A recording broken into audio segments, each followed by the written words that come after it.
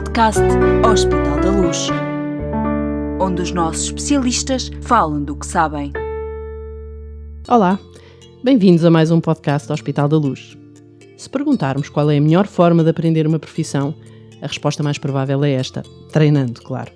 Isso até pode parecer relativamente fácil para a maioria das tarefas e das funções, mas na saúde não é bem assim. Afinal, a matéria-prima em medicina são as próprias pessoas. Será que há alternativa para o treino de profissionais de saúde sem o risco de consequências indesejadas para os doentes? É precisamente este o tema da nossa conversa de hoje. Com Francisca Leite, diretora do Hospital da Luz Learning Health. Olá, Francisca, obrigada por ter aceitado o nosso convite. Olá, Graça, muito obrigada. E com Cátia Botelho Costa, que é coordenadora do Centro de Simulação do Hospital da Luz Learning Health. Bem-vinda, Cátia. Obrigada também por estar aqui connosco hoje nesta conversa. Obrigada, Graça.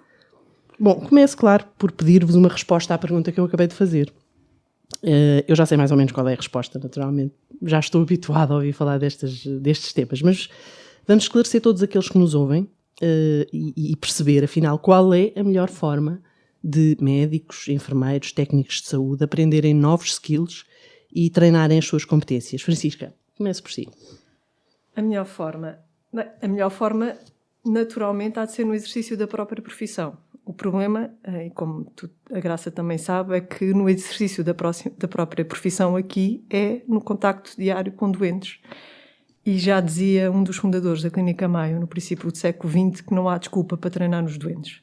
E, portanto, teve que se encontrar formas alternativas, de facto, de treinar os profissionais a fazer o melhor que podem, cada dia, no contacto que têm com estas pessoas extremamente frágeis, que são pessoas que estão doentes. E foi aí que surgiu a simulação. Na realidade, eu vou ter que voltar atrás e tirar a máscara, que não consigo falar assim. Pois, é muito mais fácil. É muito mais fácil. E foi, de facto, aí que começou-se a perceber que tinha que ser encontrada aqui uma alternativa que permitisse este treino da melhor forma.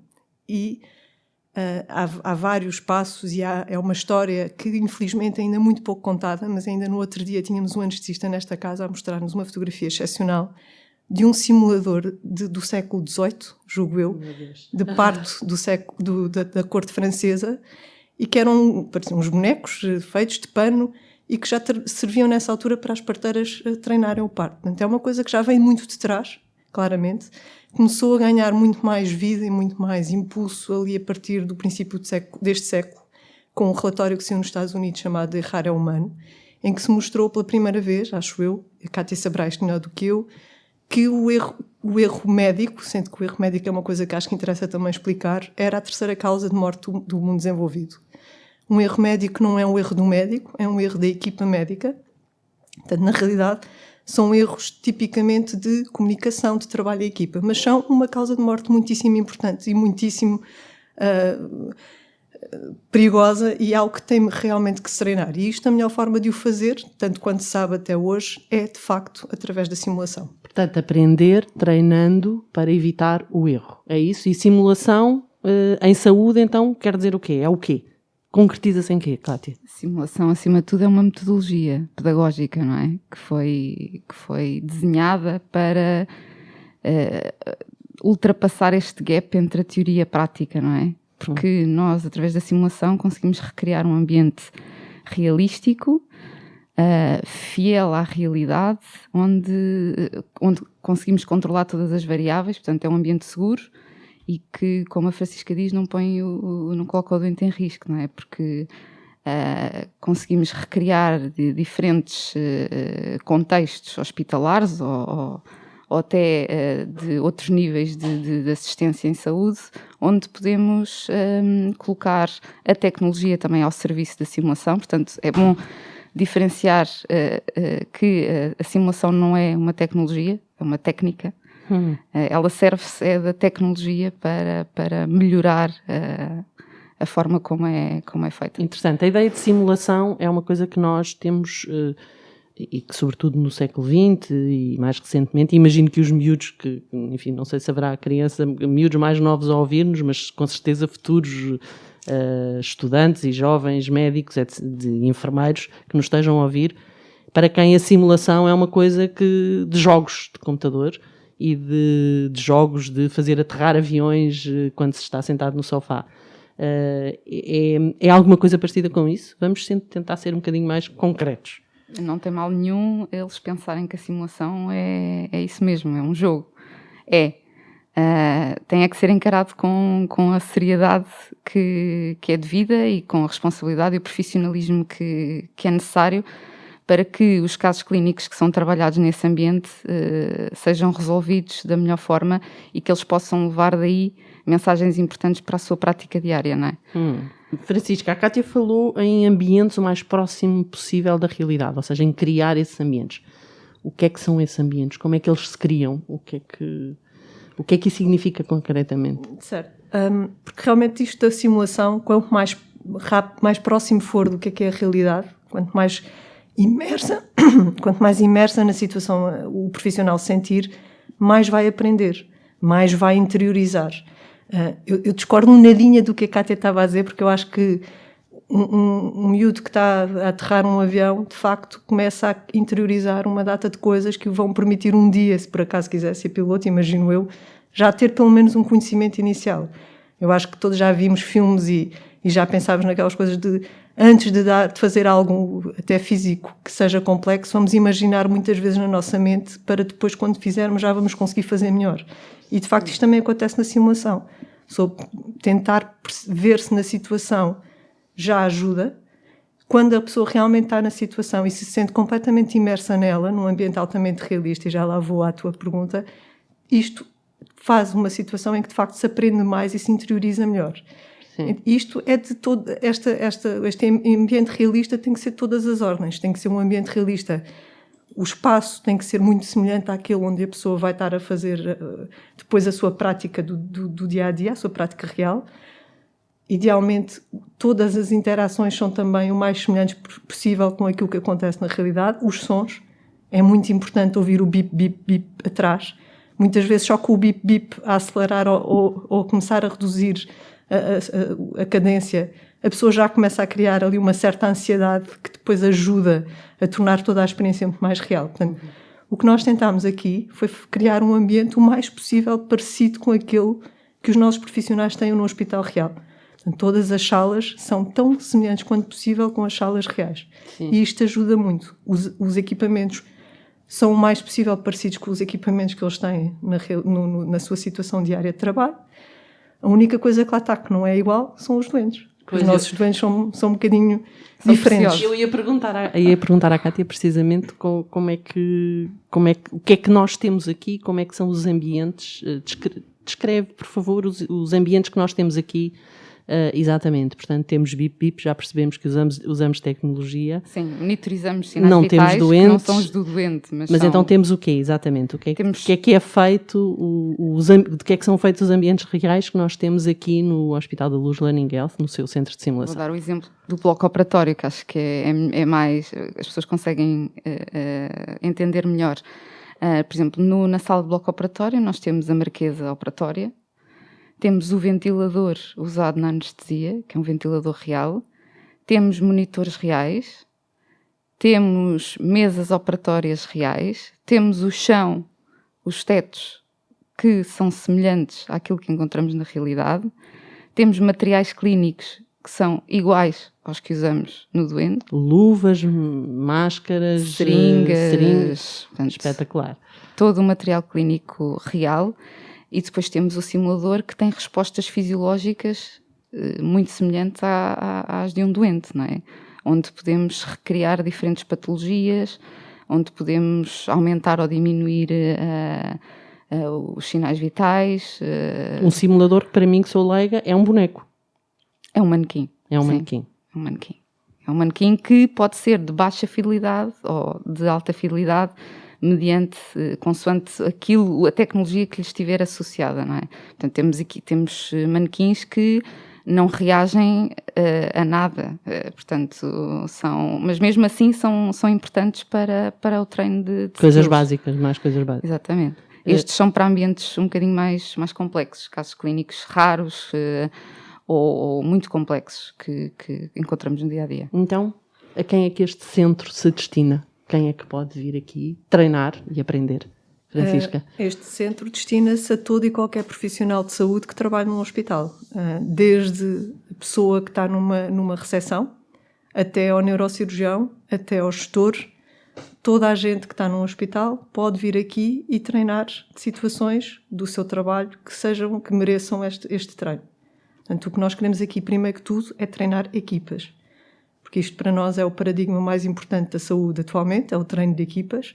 Como vimos, é onde há mais erro, é o que é mais complicado de treinar, é o que muitas vezes, infelizmente, não há atenção suficiente e é onde realmente eu acho que as instituições se distinguem. Quando se fala de equipas, é da comunicação entre equipas, é do trabalho, porque é isso que faz o trabalho de equipa, é de haver uma comunicação que seja eficaz, que seja rápida, é das pessoas entenderem, saberem o que é que cada uma faz, que tarefa cada uma tem, mas saber que está dentro de um conjunto. É isso que se treina aqui também? Exatamente. E isto em situações raras, como a Kátia também dizia.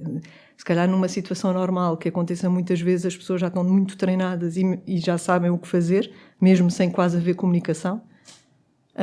Outras vezes, em situações raras que nunca aconteceram, é absolutamente essencial que se saiba comunicar bem. E isto também pode ser treinado aqui. Ok.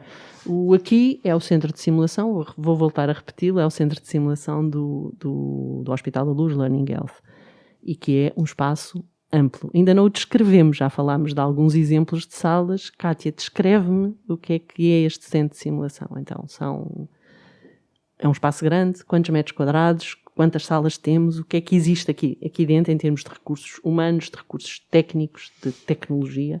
Bem, são 1.300 metros quadrados, com mais de 11 salas de simulação, obviamente com pessoas dedicadas a esta área, desde os instrutores em simulação, que neste momento são mais de 60, até uma equipa que está aqui em permanência, portanto, para dar todo o apoio no desenvolvimento e na realização de todo o trabalho nesta área. E obviamente contamos também com aqueles que quiserem vir aqui ao centro para colaborarem connosco.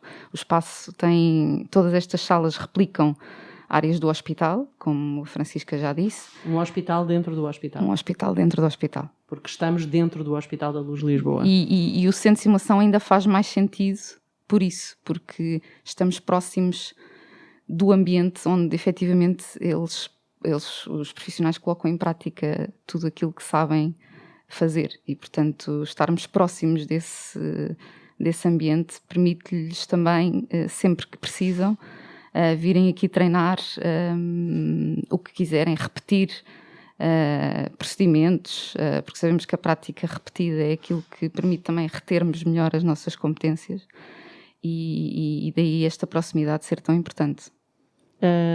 Há um lado, não é só o do treino, há também o lado da formação, de formar, por exemplo, futuros médicos.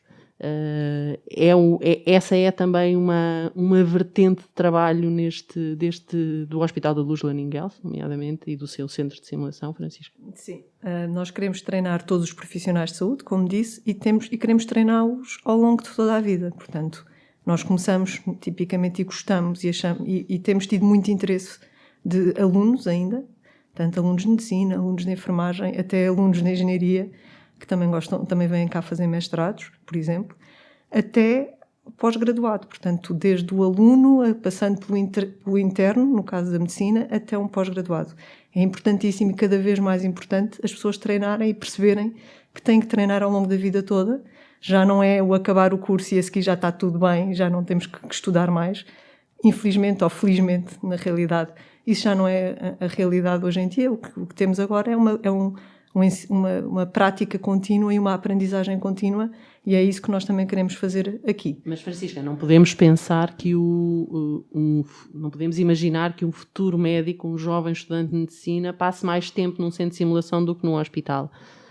Nós temos sempre temos hoje a ideia de que é muito importante ao jovem estudante de medicina o contacto com a prática clínica do dia-a-dia e, portanto, a vivência hospitalar ou a vivência de cuidados de saúde. Estamos a imaginar que no futuro eles passem mais tempo em centros de simulação do que em hospitais mesmo? Eu não sei responder se vai ser mais ou menos tempo. O que eu sei é que isto é um excelente sítio para eles treinarem repetidamente skills, que é uma coisa que a Kátia também já falou, ali sem dizer o nome, que é uma coisa chamada a prática deliberada, e que é muitíssimo importante, que é treinar repetidamente com objetivo. Portanto, aqui isto é um ambiente onde as pessoas podem vir, treinar, receber feedback e, portanto, conseguirem de uma forma muito rápida aumentar o seu nível de performance. E vir para aqui e passar o tempo que quiserem a treinar até se sentirem completamente confortáveis para então irem ter com o doente ou voltarem ao contacto com o doente. Portanto, eu não acho que isto vá substituir nunca aquilo que obviamente é conseguido no ambiente real em contacto com os doentes e também com as equipas, porque isto também, obviamente, como já dissemos, é muitíssimo importante treinar também a própria equipa hospitalar, mas é um ótimo complemento, um excelente complemento onde eles podem vir, de facto, e sentir-se cada vez mais confortáveis com aquilo que depois têm que fazer na sua prática no hospital. Vou continuar com a Francisca só para lhe fazer uma pergunta aqui que também tem a ver com o sentido que faz ter este centro de simulação no âmbito do que é hoje e quais são os objetivos do Hospital da Luz Learning Health. E que é isto estar virado também para a investigação, para o apoio a startups ou para o envolvimento de startups enfim, nos nossos objetivos e nos nossos, enquanto grupo, nos nossos objetivos de investimento e de inovação. Qual é que é o papel que pode ter um centro de simulação no contexto do Hospital da Luz Learning Health, pensando nestas duas vertentes, investigação e apoio e integração de startups? Nós achamos que tem uma importância enorme. Por exemplo, uma coisa que além do ambiente ser o mais realista possível e as salas serem o mais parecidas possível com as salas reais, outra coisa que nós tentámos sempre que fazia sentido foi manter os circuitos parecidos com aqueles que são na realidade. Por exemplo, no caso do bloco, que a Kátia já descreveu, nós também temos a entrada da equipa, onde tem o sítio para eles irem fazer a desinfecção, temos a entrada do doente, o doente entra ou deve entrar da mesma forma que entra num bloco real. Portanto, todos estes circuitos também nós tentámos mantê-los na medida do possível aqui no centro de simulação. E isto desde logo permite então o quê? Permite treinar ou até desenvolver novos circuitos por vezes e perceber o que é que está a correr bem e o que é que está a correr menos bem e além de formar as pessoas naquilo que deve ser, perceber e desenvolver e conseguir evidência de que é a melhor forma de fazer. Portanto, isto é investigação. Okay. E é muitíssimo importante e muitíssimo útil e, portanto, o que nós queremos e estamos aqui com muito empenho é conseguir que, de facto, este centro seja muito útil à investigação na prática clínica, nos circuitos a desenvolver e também até numa coisa que também estamos aqui a falar hoje, que é quais são as melhores formas de ensinar. Quais são as melhores metodologias. Como é que nós podemos fazer simulação da forma mais eficaz possível? Como é que nós conseguimos, o mais rapidamente possível, preparar um profissional para estas situações raras, que não acontecem, felizmente, muitas vezes, mas que quando acontecermos, queremos que corram bem. Como fazer isto? Como ter respostas absolutamente suportadas numa evidência científica de que a simulação é a melhor técnica de treino? Aqui há muitas coisas que nós às vezes sabemos intuitivamente, mas o que nós também queremos é dar aqui respostas científicas. Ao mesmo tempo, isto também permite o desenvolvimento de novos produtos, novos serviços, portanto, num ambiente, mais uma vez, completamente controlado. E, portanto, aqui temos aqui um Simulation Hospital dentro do Living Hospital e, portanto, temos aqui um ambiente fantástico para startups que vêm, que desenvolvem os seus produtos, que têm feedback dos profissionais e que depois, quando veem que já estamos seguros que as coisas estão a funcionar bem aqui, podem, de facto, ir para o próximo nível e treinar dentro do hospital. Treinar não, neste caso, experimentar os seus produtos, os seus serviços dentro do hospital. Portanto, isto é um mundo. Kátia, nós já estamos, o centro de simulação já está, não sei se estou a dizer uma coisa completamente correta, mas já está quase em velocidade de cruzeiro a funcionar. Já fizemos muitos cursos, já fizemos muitos treinos. Pode dar-nos uma ideia do que é que já fizemos até agora e do que é que vamos fazer proximamente. E já agora, eu adorava ouvir a história do Al, porque fiquei fascinada quando descobri que havia aqui um boneco, para mim é um boneco, um simulador, que é uma criança de 5 anos e que chora e grita e faz tudo. Explique-me, conte-me lá tudo isso.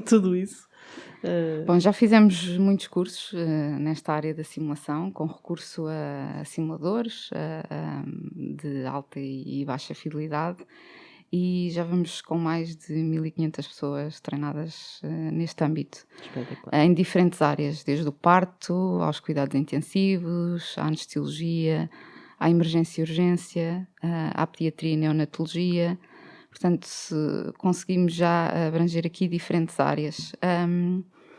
Relativamente à pergunta do Alf, este foi o primeiro simulador na Europa, o que temos aqui, o primeiro na Europa, aliás, e o segundo no mundo.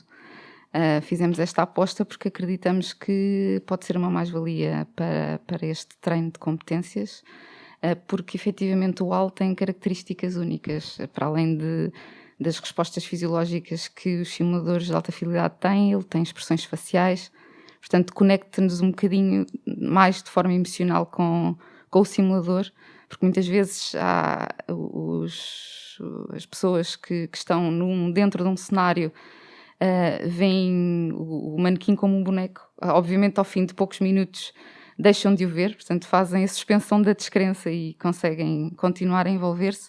Mas o AL, como tem esta componente, permite-nos vê-lo como quase como uma pessoa. É o tal ambiente o mais realista possível. Sim, Há bocado Graça, quando falava na questão da simulação não substituir efetivamente a prática clínica real, não é esse o objetivo, portanto o objetivo é ser complementar e eu, como a Francisca, também não tenho respostas para isso, mas acho que se na simulação conseguirmos definir bem os nossos objetivos e conseguimos ter uma elevada qualidade naquilo que fazemos, pode em grande medida ter um grande impacto nos outcomes e até eventualmente superar muitas das aprendizagens que são feitas em ambiente real. Muito bem. Eu agora vou fazer uma pergunta que é para as duas. Enfim, eu ficaria aqui a fazer muito mais perguntas sobre este tema, mas vamos ter que terminar. Mas faço esta às duas, porque é o momento que vivemos hoje. Eu estou a fazer esta referência, mas temporal. Estamos em plena pandemia ainda. E a pandemia foi uma coisa que, por muitos avisos que nós soubéssemos que existiam, não é? Muitos avisos de pessoas importantes aí no mundo que existiam de que isto um dia ia acontecer, aconteceu. E obviamente estávamos todos de braços cruzados, mais ou menos, à espera, sem saber ficámos todos sem saber um pouco o que fazer imediatamente. O que é que um contexto de simulação, e nomeadamente o do Centro de Simulação e o Hospital da Luz Learning Health, fez, e em que medida é que foi útil para responder a uma situação totalmente inesperada, e se é que teve utilidade, creio que sim, não é? Mas para responder a uma situação destas totalmente inesperada. Começo, Francisca, por si, para perceber esta questão mais ampla. A pandemia é uma coisa inesperada, é uma coisa de uma amplitude brutal. O que é que um trabalho neste âmbito para que é que pode servir e pode ser útil para estas situações? Eu acho que a melhor forma de responder a isso é relembrar o início da pandemia aqui em Portugal. Portanto, isto começou, e acho que todos nós depois começávamos a ouvir aquelas palestras no TED do Bill Gates a dizer que isto era esperado, e de facto nessa altura toda a gente começa, mas como realmente isto era óbvio, mas naquelas primeiras semanas acho que ninguém esperava, ninguém estava preparado. E nós começámos a ouvir os relatos de Itália, que foram muito assustadores na altura. Aqui na Luz também começámos a ouvir os relatos, e acho que como em qualquer hospital neste país, nessa altura, toda a gente estava muito ansiosa do que é que vinha aí. Uma coisa que vinha de todos da Itália muito era a necessidade de treinar. E lemos na altura muitos artigos científicos, mais cartas do que outra coisa, publicadas em que os médicos italianos diziam: treinem o mais que podem, enquanto podem. Não era exatamente assim, mas era mais ou menos isto. E, de facto, nessa altura houve aqui um pequeno grupo de médicos e enfermeiros e profissionais que se juntaram e resolveu-se fazer aqui um programa formativo no âmbito do Covid, tentando perceber quais eram as áreas que iriam ser mais necessárias. Eu acho que isto teve imensos méritos e, felizmente, tive a sorte de estar envolvida neste trabalho. Teve imensos méritos, mas não apenas o treino que foi desenvolvido e as oportunidades de treino foram desenvolvidas, mas também a sensação que os profissionais tiveram de, no momento em que ainda estávamos um bocadinho todos à espera do que é que aí vinha, que se conseguirem unir e fazer algo que viam que era útil e que ia ser importante. E eu acho que isto teve um significado muitíssimo importante na altura e foi muito bom. E foi aqui algo que nos deu imenso gozo e que nos deu imenso quase sentido de missão, de estamos aqui a fazer uma coisa que realmente numa situação destas que nunca ninguém imaginou ou que muitos poucos imaginaram, estarmos a fazer algo que pode de facto ajudar estas pessoas a perceber como é que vão reagir e agir nesta situação. E a resposta foi essa, Kátia? De facto, houve por parte dos nossos profissionais uma percepção real de que este treino foi importante? Claro que sim. Aliás, a simulação serve para isso mesmo, para preparar as equipas para o inesperado, para novos desafios e de forma até um pouco mais rápida do que conseguiriam na prática clínica, porque aqui eles conseguem, de forma sistemática, treinar casos, por exemplo, de uma insuficiência respiratória com utilização de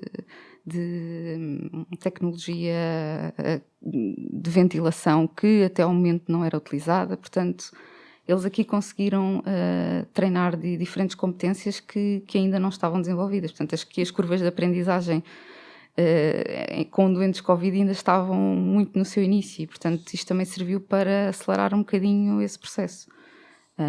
E a simulação serve para isso mesmo. Muito bem. E daqui para a frente, Francisca? O que é que vai ser disto? O que é que vamos fazer? O que é que temos de novo para mostrar ao mundo?